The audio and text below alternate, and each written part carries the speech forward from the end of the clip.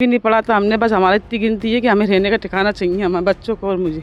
लड़के को जो चाहे जो सजा दे सकते हो, उसकी गलती थी, उसे सजा दे दो। किसकी मेहनत लगी थी मकान बनाया था? मेरी लगी थी, लड़के का इसमें 1 रुपये पैसा नहीं लगा उसका, मैंने खुद खरीदा था जैसे मेरे आदमी के पैसों से। उसने तो कभी कमा के 100 रुपये नहीं दिए लाके नहीं, मैंने खुद अपने आदमी के पैसों से बनाया था घर, और कुछ ब्याज से भी उठाया था। हम पे भी अत्याचार करता था, मारता था, ठोकता था, हम पे भी ऐसी करता था वो। हम खुद उससे परेशान हो चुके थे बहुत। गुना का लब जिहाद कांड कहूं या दरिंदगी की वो हद जिसने अकेले एमपी को नहीं पूरे देश को झकझोर दिया। उस दरिंदे ने युवती के मुंह पर फेविकोक लगाया, फेविक्विक से जी नहीं भरा तो गोंद भी चिपकाया, और उसके बाद भी जी नहीं भरा तो तमाम हदें पार कर दी। तस्वीरें बयां करने के लिए काफी थी कि आयान ने किस तरह हैवान बनकर सारी दरिंदगी को पार कर दिया था। गुना में जो कुछ हुआ, उस कांड की धीरे धीरे स्टोरी जब सामने आ रही है तो वो चौंकाने वाले खुलासे भी कर रही है। मसलन कई चीजें सामने आई कि आखिरकार आपके जहन में आएगा, अब तक आपने जो कहानी के बारे में सुना होगा कि एक लब जिहाद से जुड़ा हुआ मामला था और उसे एक मकान के लिए वो दरिंदा बन गया कि उसे लड़की के मकान को हथियाना था या हड़पना था, तो उसने इतनी बड़ी साजिश को अंजाम दिया, लड़की के साथ ये बर्बरता की। लेकिन क्या ये मुमकिन है कि उसने एक मकान के लिए इतनी बड़ी वारदात की हो, या इतनी बड़ी वारदात करने के पीछे उसके जहन में केवल एक मकान रहा हो? कहानी कुछ बहुत सी अलग निकल के सामने आ रही है। दरअसल क्या होता है, जब कोई अपराधी इस तरीके की हरकतें करता है तो सबसे पहले तो पुलिस के सामने भी ये जानने की चुनौती होती, क्या वो सनकी या मतलब जो हम साइको किस्म का तो नहीं है, क्या उसने जो ये हरकत इस लड़की के साथ की, मुंह पर फेविक्विक लगाया, क्या उसकी प्रवृत्ति इसी किस्म की है, हैवानियत की? दरअसल वो इस तरीके की हरकत जिसे कहते हैं हिंसक होने वाली या मारपीट वाली, अपनी मां के साथ भी कर चुका था, लेकिन लड़की के साथ वो कुछ अलग किस्म का दरिंदगी की उसने। बहुत सारी वजह आई सामने। क्या मकसद जो मैं कह रहा हूं केवल वारदात को अंजाम देने का एक मकान था? क्योंकि कई खुलासे हुए।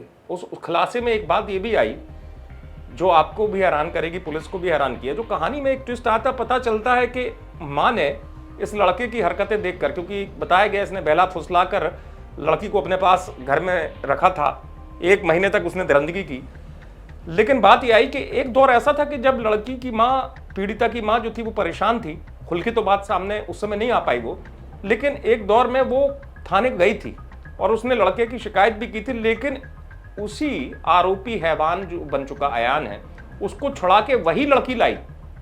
सोचिए, उसी लड़की ने उसको उस दौर में सलाखों में जाने से बचा लिया और वो उसको वापस ले आई, यानी कि शिकायत वापस हो गई, वो लड़का उस दौर में बच गया पुलिस से। लेकिन लड़की को शायद इस बात की जानकारी या सोच नहीं होगी कि आगे जाके यही लड़का इतनी दरिंदगी करेगा। कहानी में एक बात और जो आई इनसाइड स्टोरी के तौर पर, वो ये आई कि ये लड़का जिसने ऐसी हरकत की, इतना बेपनाह प्यार करता था, बेइंतहा प्यार करते हैं जिसे करता था, कि इस लड़की को अगर जरा सी चोट आ जाए तो इसे बर्दाश्त नहीं होता था। अगर लड़की को जरा सा भी जख्म लग जाए तो ये पागल हो जाता था। लेकिन जिस लड़की की एक चोट की उसे इतनी चिंता थी, उसी लड़की को उसने इतने जख्म दिए, उसी लड़की के साथ दरिंदगी की।